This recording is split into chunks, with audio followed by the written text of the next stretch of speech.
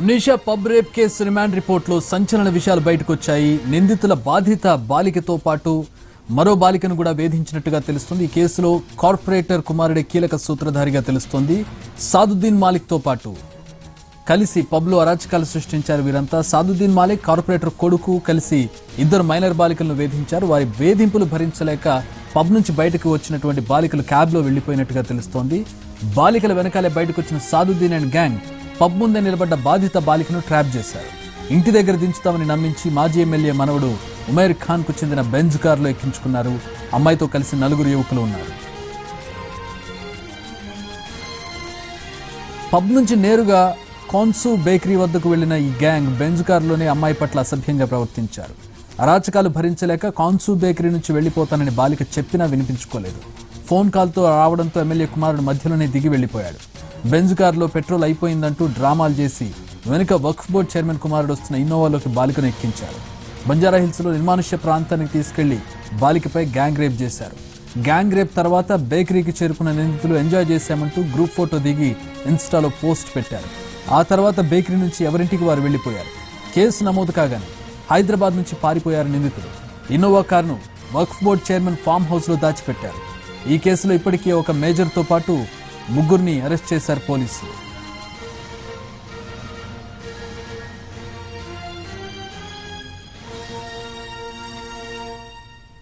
Right, కేసులో కీలక మలుపులు చోటు చేసుకుంటూ ఉన్నాయి. తవ్విన కొద్దికి అనేక అరాచకాలు బయటకు వస్తున్నటువంటి పరిస్థితి. రైట్, కేసు అప్డేట్కి సంబంధించి ప్రస్తుతం ఇన్వెస్టిగేషన్ ఏ విధంగా జరుగుతుందనే దానికి సంబంధించి మా ప్రతినిధి రమేష్ వైట్ల న్యూస్ రూమ్ నుంచి వివరాలు అందించడానికి సిద్ధంగా ఉన్నారు. రమేష్, కేసు తవ్వే కొద్దికి మరిన్ని అరాచకాలు బయటకు వస్తూ ఉన్నాయి. కేసుని ఇంకా అప్డేట్ చేయాల్సిన పరిస్థితి కూడా పోలీసులకు ఉన్నట్లుగా కనపడుతుంది. మరిన్ని సెక్షన్లు యాడ్ చేసే అవకాశం కనపడుతుందా? ఏంటి కేసు అప్డేట్ ఏంటి సోఫార్? చక్రి, ఏదైతే అమ్నేషియా పబ్ వ్యవహారం సంబంధించి చూసినట్లయితే పోలీసుల విచారణ కొనసాగుతుంది. ఇప్పటికీ ఒక మేజర్తో పాటు 3 మైనర్లని పోలీసులు అరెస్ట్ చేశారు. అయితే ఈ అరెస్ట్ చేసిన సమయంలో పోలీసుల రిమాండ్ రిపోర్ట్లో, అంటే రిమాండ్ రిపోర్ట్ కూడా కన్ఫెస్ స్టేట్మెంట్లో చాలా సంచలన విషయాలు కూడా ఇందులో బయటికి రావడం జరిగింది. ముఖ్యంగా పోలీసుల విచారణలో చాలా భయంకర విషయాలు కూడా ఇందులో వచ్చాయి. దీంట్లో ముఖ్యంగా చూసినట్లయితే వీళ్ళు పబ్బులలోకి ఏదైతే ఈ 6 సభ్యులు గల ఈ గ్యాంగ్ మొత్తం కూడా పబ్బులలోకి వెళ్ళేసి అక్కడ మైనర్ అమ్మాయిలను టార్గెట్ చేసుకొని వాళ్ళపైన లైంగిక వేధింపులు పాటుపడుతున్నారు. అయితే గతంలో కూడా చేసినట్లు కొన్ని ఆరోపణలు ఉన్నాయి. అంతేకాకుండా గతంలో ఎవరు కూడా కంప్లైంట్ ఇవ్వకపోవడంతో టేక్ ఇట్ ఈజీగా తీసుకొని ఇదే తరహాలో అమ్నేషియా పబ్లో 20వ తేదీన సాయంత్రం 5:30 ప్రాంతంలో వీళ్ళు ఆ పబ్బులోకి వెళ్ళి అక్రమాలకు పాల్పడ్డారు. అంతేకాకుండా అరాచకాలు చేశారు. 2 అమ్మాయిల్ని టార్గెట్ చేసుకొని ఇప్పుడు బాధిత అమ్మాయితో పాటు మరొక బాలికని 2 బాలికల్ని టార్గెట్ చేసుకొని ఒక జువెనైల్తో పాటుగా సాదుద్దీన్ మాలిక్ ఇద్దరు కలిసి కూడా ఆ 2 అమ్మాయిల్ని వేధించారు. అంతేకాకుండా లోపల అసభ్యంగా పబ్బులోనే అసభ్యంగా ప్రవర్తించారు, అరాచకం సృష్టించారు. అయితే వీళ్ళ వేధింపులు భరించలేక బాధిత అమ్మాయితో పాటుగా ఆ మరొక బాధిత ఇంకొక అమ్మాయి ఇద్దరు కలిసి కూడా భయపడిపోయి వెంటనే అటు పబ్బు బయటికి రావడం జరిగింది. ఆ తర్వాత ఆ పబ్బు బయటికి వచ్చిన తర్వాత ఇంకొక అమ్మాయి నేరుగా క్యాబ్ మాట్లాడుకొని వెంటనే అక్కడి నుంచి పబ్బు బయట నుంచి ఆ అమ్మాయి వెళ్ళిపోయింది. అయితే పబ్బు బయట బాధిత అమ్మాయి నిలబడ్డ సమయంలో అక్కడ నిలబడి తన క్యాబ్ కోసం నిలబడ్డ సమయంలో వెంటనే వీళ్ళ ట్రాప్ చేసి ఏదైతే నిన్ను ఇంటి దగ్గర తిప్పుతాము అని చెప్పి ట్రాప్ చేసి ఆ అమ్మాయికి ఒక సంతోషాన్ని చూపెడతామని ఒక చిన్న ఓడి చెప్పేసి ఆ అమ్మాయిని నేరుగా అది బెంచ్ కారులో ఎక్కించుకొని కాన్సు బేకరీ వరకు తీసుకువెళ్ళడం జరిగింది. ఆ సమయంలోనే ఈ అమ్మాయి పైన పూర్తిగా అసభ్యంగా ప్రవర్తించారు, అనారోగ్యంగా వ్యవహరించారు. ఆ కారులోనే పూర్తిగా అసభ్యంగా వ్యవహరించారు. అయితే కాన్సు బేకరీ దగ్గర దిగిన తర్వాత అక్కడ మొత్తం 6 ఏదైతే సాదుద్దీన్ మాజీ ఒక టీడీపీ చెందిన మాజీ ఎమ్మెల్యే మనమడు ఉమైర్ ఖాన్, సాదుద్దీన్ మాలిక్, తర్వాత ఒక శాస్త్రీపురం కార్పొరేటర్ కుమారుడు అయిన మైనర్ అబ్బాయి, సంగారెడ్డి సంబంధించిన కార్పొరేటర్ సంబంధించిన కుమారుడు మైనర్ అబ్బాయి, తర్వాత వక్ఫ్ బోర్డు చైర్మన్ కుమారుడైన మైనర్ అబ్బాయి, తర్వాత మరొకరు ఏదైతే ఒక ఆటో డ్రైవర్ కుమారుడు, మొత్తం 6 కలిసి కూడా దీంతో పాటుగా ఎంఐఎం ఎమ్మెల్యే మైనర్ అబ్బాయి వీళ్ళంతా కలిసి కూడా కాన్సు బేకరీ దగ్గర దిగేసి అక్కడ కాన్సు బేకరీకి వెళ్ళిన తర్వాత ఆ అమ్మాయికి పదే ఫోన్లు రావడంతో తనను పబ్బు దగ్గర దించేయాలని చెప్పి కూడా వెంటనే కోరడంతో అమ్మాయికి తిరిగి బెంచ్ కార్లో కూర్చోబెట్టి కొంత దూరం వెళ్ళిన తర్వాత బెంచ్ కార్లో పెట్రోల్ అయిపోయిందని చెప్పి ఒక నాటకాలు ఆడేసి ఆ అమ్మాయిని తిరిగి ఇన్నోవా వెహికల్ ఎక్కించి ఆ తర్వాత అమ్మాయిని ఒక నిర్మానుష్య ప్రాంతం తీసుకువెళ్ళి వీళ్ళంతా కూడా అఘాయితానికి పాల్పడ్డారు. అయితే రేపు జరిగిన సమయంలో ఎంఐఎం ఎమ్మెల్యే కుమారుడు అంతకంటే ముందే వెళ్ళిపోయాడని చెప్పి ఆ రిమాండ్ రిపోర్ట్లో పేర్కొనడం జరిగింది. రిమాండ్ రిపోర్ట్లో ముఖ్యంగా ఎమ్మెల్యే కుమారుడు సంబంధించి కొంత విషయాన్ని ప్రస్తావించినప్పుడు రేపు జరగడానికి ముందు బెంజ్ కారు నుంచి అతను దిగివేసి వెళ్ళిపోయిన తర్వాత ఈ అమ్మాయిని ఇన్నోవా కారులో ఎక్కించిన తర్వాత ఇన్నోవా కారులో రేపు జరిగిందని చెప్పి కూడా అందులో పేర్కొన్నారు. అయితే అంతకంటే ముందే అది బెంజ్ కారులో నుంచి దిగి వెళ్ళిపోయాడు, నేరుగా అతను వెళ్ళిపోయాడు. తర్వాత వీళ్ళంతా కలిసి అమ్మాయిపై అగత్యం జరిపి తిరిగి ఆ పబ్బు దగ్గర దింపేశారని చెప్పి కూడా దీంట్లో పేర్కొనడం జరిగింది. అయితే దీంట్లో ఇంకా మరొక అమ్మాయి ఏదైతే ఈ అమ్మాయితో పాటు వచ్చిన మరొక అమ్మాయిని కూడా వీళ్ళు వేధించారు. అయితే ఆ వేధింపులు తట్టుకోలేక ఆ అమ్మాయి వెళ్ళిపోయింది. అయితే వీళ్ళు ఇలా పబ్బులలోకి వెళ్ళి ఎప్పటికప్పుడు చాలామంది అమ్మాయిలు కూడా ఇదే తరహాలు చేస్తుంటే కూడా ఎవరు కూడా ఫిర్యాదు చేయడంతో టేకిటీ గ్రాండ్గా తీసుకొని వీళ్ళు పూర్తిగా ఈ అరాచకాలు చేస్తున్నట్టుగా తెలుస్తుంది. అయితే ఒక కార్పొరేటర్ కుమారుడే ఈ మొత్తానికి గ్యాంగ్ లీడ్ చేస్తున్నాడు. అతను కూడా మైనరే అయినప్పుడు కూడా అతనే లీడ్ చేసి ఇలా అరాచకాలు తర్వాత అమ్మాయిలపైన అఘాయిత్యాలు పాల్పడుతున్నారు. అయితే ఇప్పటివరకు ఎవరు కంప్లైంట్ చేయలేదు. ఈ అమ్మాయి ఫిర్యాదు చేయడంతో వీళ్ళ వ్యవహారం బట్టబయలని చెప్పవచ్చు. కేసుని ఏమైనా అప్డేట్ చేసే అవకాశం కనపడుతోందా? మరింత అంటే ఎక్కువ మంది బాధితులు కనపడుతూ ఉన్నారు కదా. చూసినట్లయితే ఇప్పుడు ఈ కేసులో అటు ఎంఐఎం ఎమ్మెల్యే కుమారుని పేరు కూడా చేర్చే అవకాశం ఉంటుంది. ఎందుకంటే అతనికి సంబంధించిన వీడియోలు కూడా బయటకు వచ్చాయి.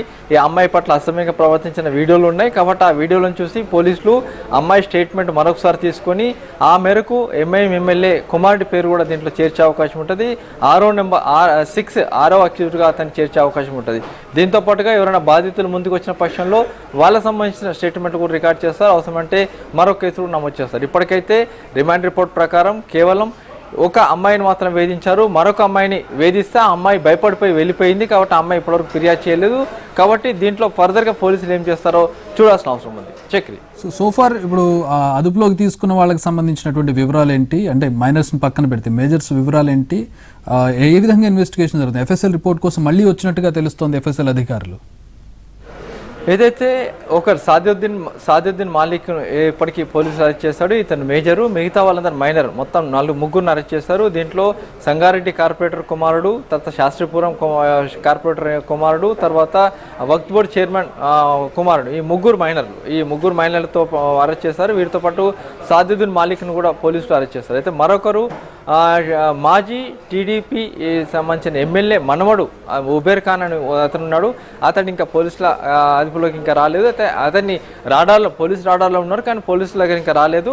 కాబట్టి అతన్ని కూడా పట్టుకునేందుకు ప్రయత్నం చేస్తున్నారు. అయితే ఇప్పటికీ 5 పేర్లు ఉన్నాయి. 5 మాత్రం నలుగురిని అరెస్ట్ చేశారు అఫీషియల్గా. ఇంకొకరిని ఈరోజు రాత్రికి అఫీషియల్గా అరెస్ట్ చూపెట్టే అవకాశం ఉంది. మరొకటి ఎంఐఎం ఎమ్మెల్యే సంబంధించిన కుమారుడి పేరు ఇవాళ సాయంత్రంలోగా అమ్మాయి స్టేట్మెంట్ పూర్తయిన తర్వాత సాయంత్రంలోగా ఆ అబ్బాయి పేరు కూడా ఇంక్లూడ్ చేసే అవకాశం ఉంది.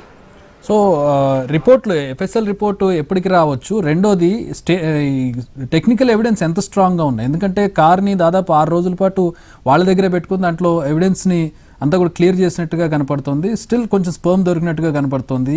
ఎవిడెన్స్ ఎంత స్ట్రాంగ్గా ఉంది వీళ్ళని కేసులో పట్టి ఉంచడానికి, దీన్ని ప్రూవ్ చేయడానికి, కోర్టులో నిలబడడానికి? కేసులో ప్రధానంగా చూసినట్లయితే బెంజ్ కారు తర్వాత ఇన్నోవా కారు, ఈ రెండు కూడా పూర్తిగా ఎవిడెన్స్ కింద పనిచేస్తాయి. ఈ కారు లోపలనే అమ్మాయి పైన అఘాత్యాన్ని పాల్పడ్డారు. బెంజ్ కారులో ముందస్తుగా అసభ్యంగా ప్రవర్తించారు. ఆ తర్వాత ఇన్నోవా కార్లకి అమ్మాయిని షిఫ్ట్ చేసి ఆ అమ్మాయి పైన అఘాత్యాన్ని పాల్పడ్డారు. కాబట్టి దాంట్లో సంబంధించి అమ్మాయికి సంబంధించిన కొన్ని ఇంపార్టెంట్ ఎవిడెన్స్, ముఖ్యమైన అమ్మాయికి సంబంధించిన కొన్ని వ్యక్తిగత వస్తువులన్నిటి కూడా ఇప్పటికే అధికారులు స్వాధీనపరుచుకున్నారు. అయితే ఇవన్నీ కూడా ఎఫ్ఎస్ఎల్ ఫోరెన్సిక్ అధికారులు, క్లూస్ టీము అధికారులు స్వాధీనం చేసుకున్న వస్తువులకు సంబంధించి ఎక్కడ రివీల్ చేయొద్దు, ఎందుకంటే అది కూడా అఫెన్స్ అవుతుంది. కాబట్టి ఆ సంబంధించిన ఎవిడెన్స్ అన్నిటి కూడా ఇప్పటివరకు అధికారులని కలెక్ట్ చేశారు. ఆ తర్వాత అక్కడ ఉన్న ఫింగర్ ప్రింట్స్ కావచ్చు అవన్నీ కూడా కలెక్ట్ చేశారు. అయితే దాదాపు 6 రోజుల పాటు ఇన్నోవా కారు దొరకకుండా వక్ఫ్ బోర్డు చైర్మన్ ఫామ్ హౌస్ కూడా పెట్టడం జరిగింది. ఆ కారును కూడా ఇన్నోవా కారును అధికారులు స్వాధీనపరుచుకున్నారు. దాంట్లో కూడా కొన్ని ఎవిడెన్స్ కూడా లభ్యమైనాయి. ఈ ఎవిడెన్స్తో పాటుగా వీళ్ళందరూ ట్రావెల్ చేస్తారు. ఏదైతే అమినేషా పబ్బు, తర్వాత కాన్సు బేకరీ, తర్వాత గ్యాంగ్ రేప్ జరిగిన సంఘటన, తర్వాత అమినేషా పబ్బు, మొత్తం ఈ 4 ప్రాంతాలకు సంబంధించిన టెక్నికల్ ఎవిడెన్స్ అంటే కాల్ డేటా కావచ్చు, వీళ్ళకి సంబంధించిన సెల్ ఫోన్లో ఉన్న డేటా కావచ్చు, లేకుంటే వీళ్ళు ట్రావెల్ చేసిన తీరు కావచ్చు, ఇవన్నీ కూడా టెక్నికల్ ఎవిడెన్స్ కిందకి వస్తాయి.